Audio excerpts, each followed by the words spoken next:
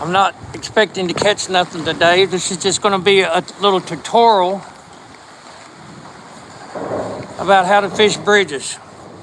So today we got a 40 knot gut wind. That's what we got here in the southern Outer Banks, Morehead City, Atlantic Beach, North Carolina.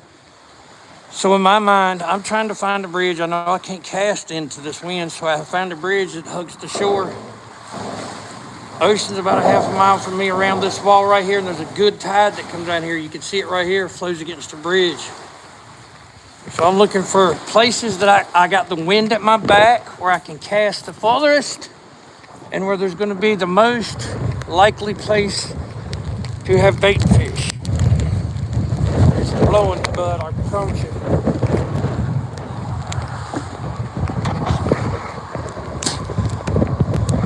I'm going to show you properly how to fish a jerk bait.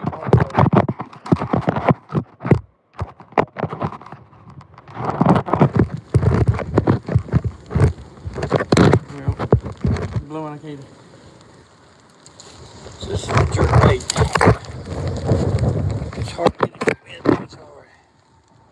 This is the jerk bait right here. What I've done, I've poked holes in it, so in the current it'll go a little deeper, and I can hold off longer on my pauses to let that sink a little faster. Somehow the trout love it. But what I'm doing, like I said, I got a 40 mile an hour wind, and you can see right down this bridge right here. I'm gonna try to cast over to the maybe 13 pylons out. There's a nice little current going, and I'm gonna fish those pylons. And usually on a day like this, the trout will be sucked against the pylons there at the bridge.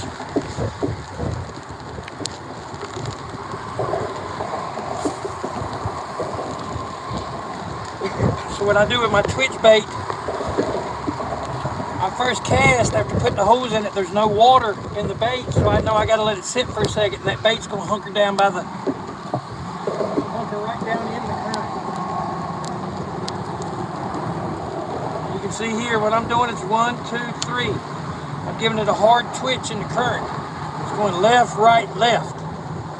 Then I'll let it pause. And what that looks like is an injured minnow. If you find yourself with good current somewhere, you can actually just cast this out and let it sit in the current and keep popping it, jig it in the current. The current will hold it to where you need to be.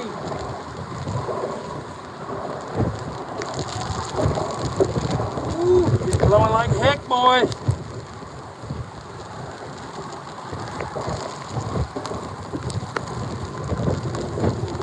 I'll show you the conditions. Check this out. See, the bridge is blowing like 40.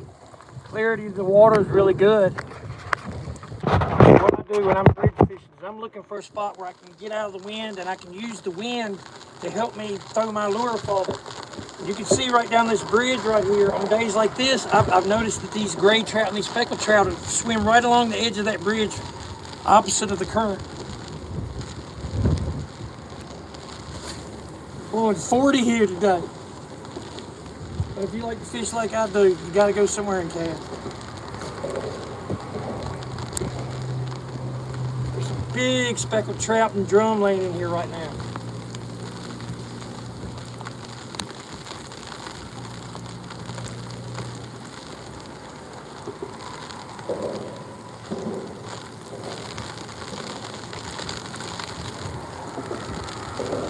So what I would advise, if you want to become a better fisherman and you don't own a boat, I think there's a whole scene out in the whole world that people bank fish, and that's how we started. Cane poles, and there's no boats. If you'll find yourself a good bridge that has a current running through it, and you're by salt water, just what I'm trying to tell you is fish by the bridge. I catch a lot of big ones. Let me show you again what's going on. So it's blowing steady 25 to 30 with gusts to 45 today. So it's a southwest wind. And I'm using that wind to my advantage because it's helping me cast way down the bridge line down there. And that's where these big old trout and gray trout and speckled sea trout are just laying in this current. There's not much bait fish, and they're biting really slow, probably won't catch it. And I'm just trying to tell you what I do. And this is my twitch bait here.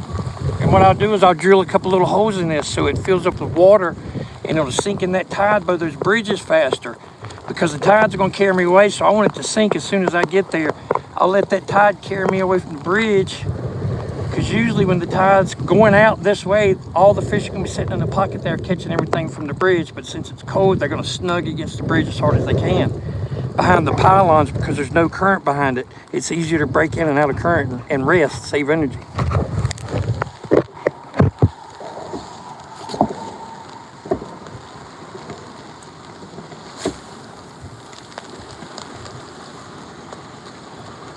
Now I'm just going to let it sit for like 6 seconds. The way I do it, I hold my rod upside down. And the reason I do that is because I can feel that action of that twitch bait. I know exactly what that bait's doing. I don't care what current it is. By this upside down, I've fished it in a swimming pool so many times. I just know what it's doing, and I give it that 2 or 3 inch twitch, doom, doom, doom, and it looks like an injured mullet or an injured bait fish. You can pop, pop, pop. You can do that fast in the wintertime. Everybody's like, you ain't gonna catch nothing. I beat them down. It's all in the paws. You let your paws, that's where the fish get it at.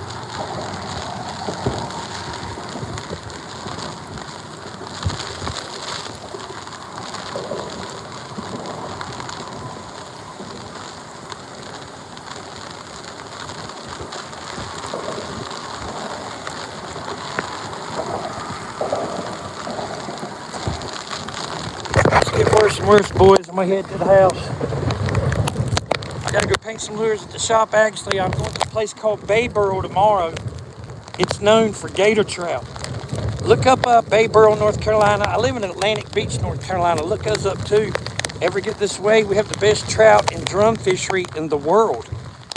And that's from the bank. You can't go to many places and bank fish and catch world-class drum.